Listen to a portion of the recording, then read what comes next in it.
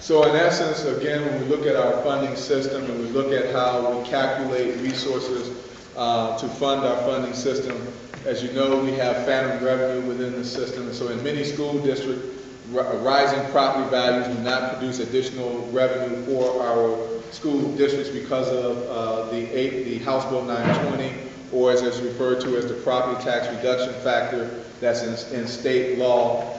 The state formula, however, assumes that districts receive additional revenue through the charge-off phantom revenue. Again, under current law, the charge-off is set at 23 mills, but there are districts who are at the 20 mil floor, and there's that 3 mil gap.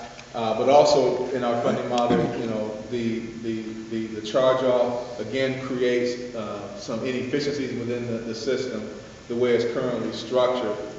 And so in our model, we try to address these two types of phantom revenue by reducing the charge-off and also by allowing districts to have an opportunity through their voters to have growing revenue on their millage at the local level.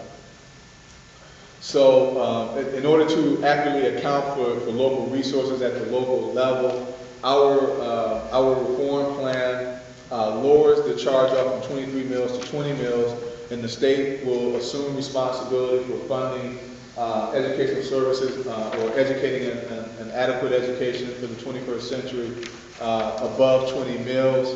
But that, again, with our conversion levy proposal, we will allow those districts through voter approval to have local revenue growth on 20 mills of local millage.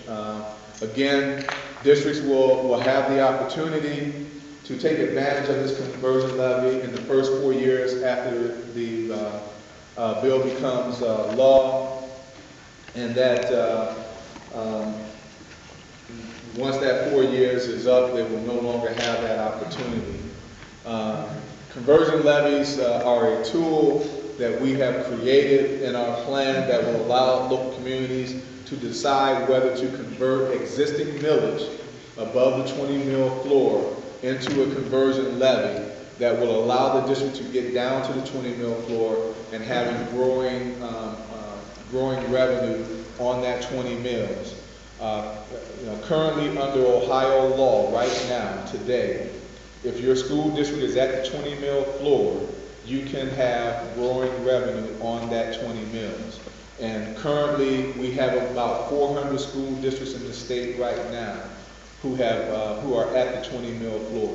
When I first started in education policy a few years back, there were about 120, 130 districts at the 20 mil floor. And in that 10 to 11 year time span, we are seeing well over 300 districts that take advantage of the opportunity to transition to the 20 mil floor.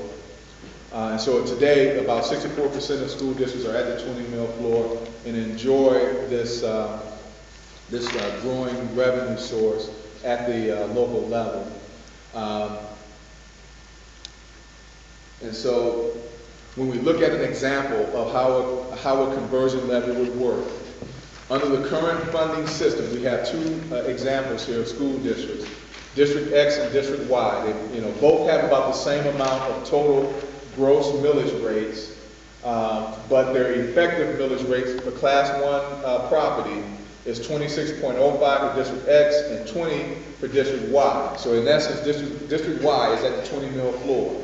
But District Y has also passed an emergency levy of 5.9 mils.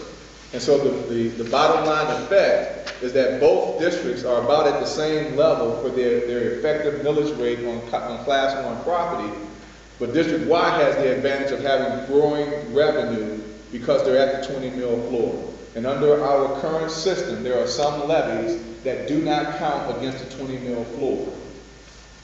So under our proposal in our education reform plan, our conversion levy will allow a district through voter approval to get down to the 20 mil floor and have the same growing revenue that District Y is allowed to have. And the conversion levy would not count against the 20 mil floor like a current emergency levy and like some other levies we have now. And so the effect is that District X can now, through voter approval, experience growing revenue at the 20 mil floor, but they both still have the total operating millage rates that they had under the current system. And so they're at equal status now, if you will. You know, one no longer has this advantage that the other does not have under our model. Under the current laws, District X could get down to the 20 mil floor, but it's a cumbersome process and there's a lot of risk involved in them getting down to the 20 mil floor. And so what we are doing is providing in one fell swoop the opportunity for districts to get down to the 20 mil floor, again, with voter approval. Laws are structured. This conversion levy would result in a business tax cut. And I don't know if Tax Commissioner, if you want to explain this to the group. I think we ought to have Jim Siegel and Bill Bush explain it. The Spanish did a great job today.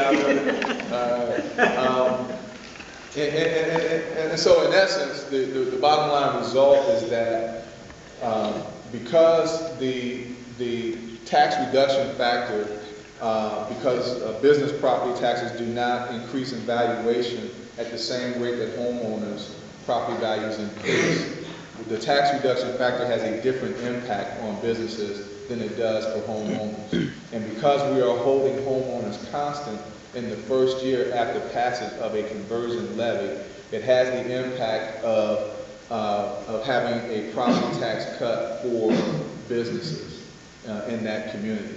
And so as a result of that, to really address the potential loss of revenues for districts that exercise a conversion levy and where the voters approve a conversion levy, we have a guarantee that would temporarily protect school districts from the loss of business revenues over a 12-year period, which would be 2 6-year reappraisal cycles for that school district.